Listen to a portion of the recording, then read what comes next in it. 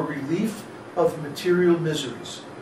So if you have material problems like some kind of disease or some kind of situation in your life that you need to resolve, chant Vishnu Sahasranam every day and resolve it.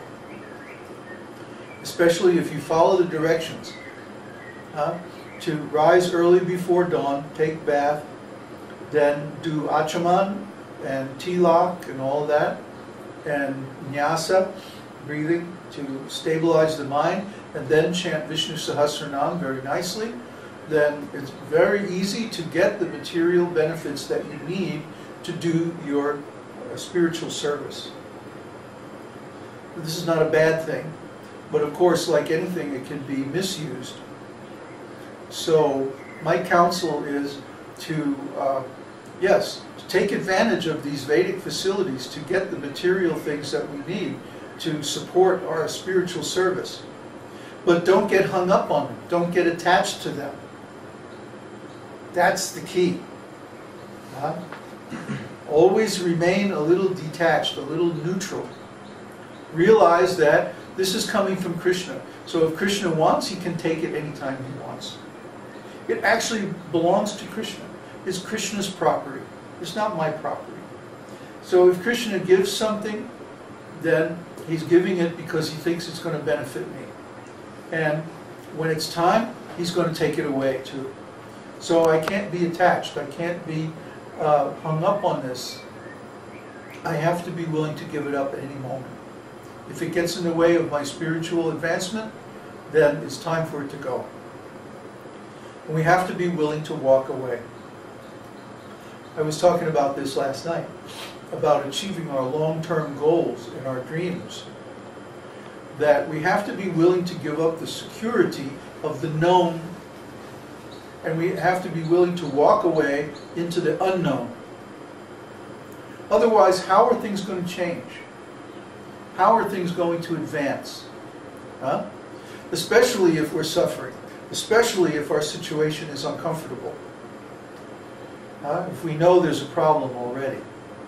How is it going to change if we remain attached to the status quo?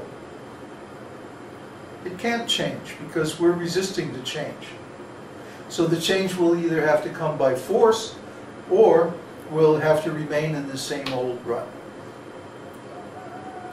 Just like if I hadn't given up everything and gone to Hawaii and just chanted 64 rounds, who knows where we would be today? I mean, yeah, sure, I had lost my contract and like that, but I could have found another one. You know, I have good skills. So it wasn't like it was the end of my job or, you know, like I was unemployed. You know, I was deliberately unemployed.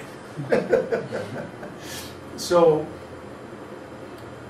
I took the chance, threw everything into my truck, drove all the way to California from Florida, again. Again? Yeah. And all across the U.S., you know. And put everything on a boat, flew up to this island where I'd never been before, camped out in this lonely place, and just chanted. Just took complete shelter to the holy name. And it really paid off big. If I hadn't taken that gamble, then who knows what would have happened?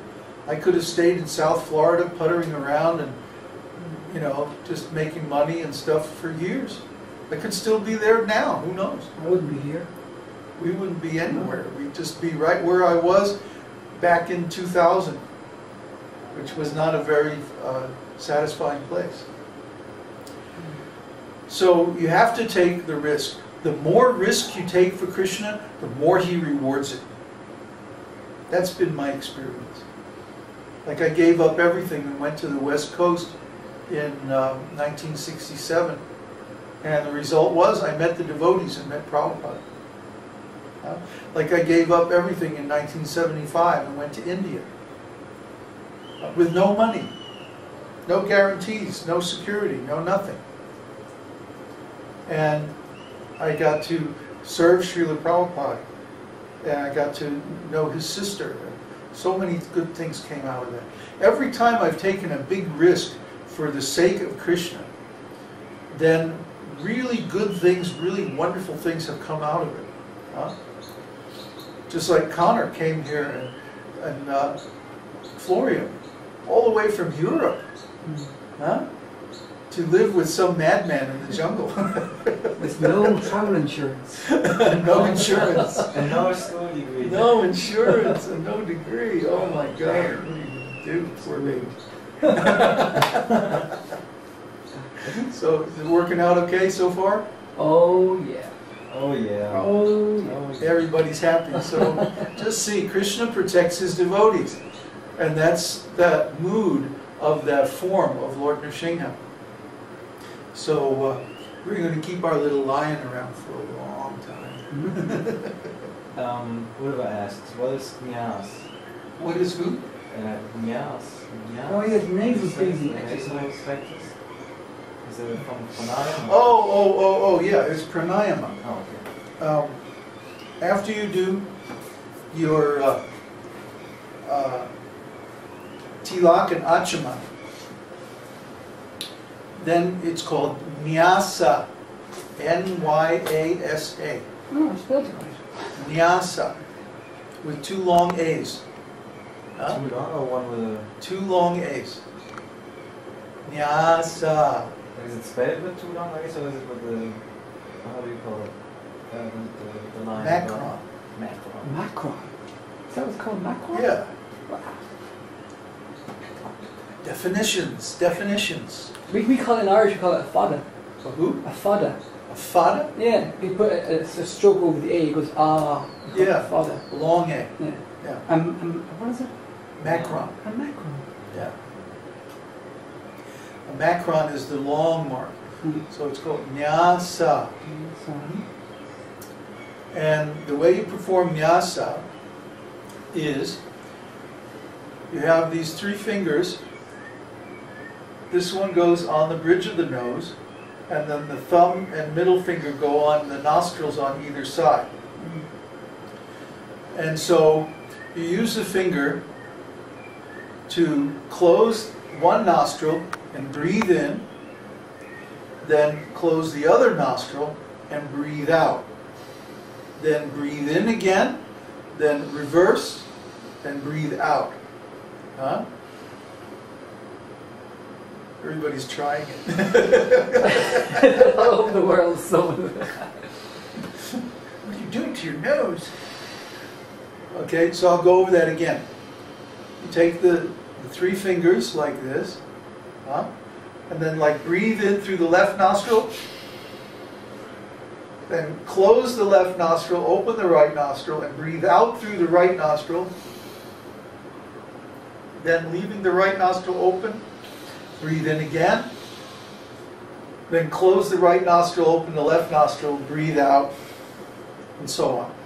How many goes? So it feels good. What you're doing is you're harmonizing or matching the flow of energy in the left and right spinal channels. The Ida and Pingala. So that the two hemispheres of the brain are in balance, left and right brains. Because sometimes in the morning when you wake up, one side here does not work. It's like, Yeah, you got it's really hard. morning face.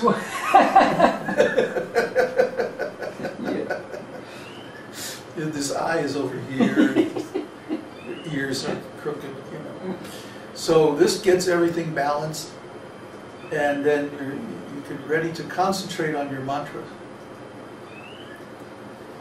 So it's usually done after tilak and achama. Then nyasa. Then chanting your mantras, whatever they are.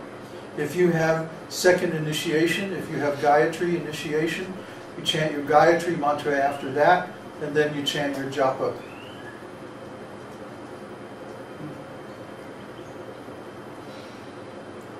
Any other questions? Well, they want to know how much time exactly. Oh, come on. It's until you feel balanced, until you feel wide awake and mentally balanced. Exactly when is that, Babaji? But how do you know when you feel balanced? Oh, you Stand up and spin around. How do you know when you're satisfied after you eat a full meal? You just know. It has to knock on the stomach. Yeah, right. Oh, the tone's not quite right. Give me another Go on. quesadilla. Ah, there we go.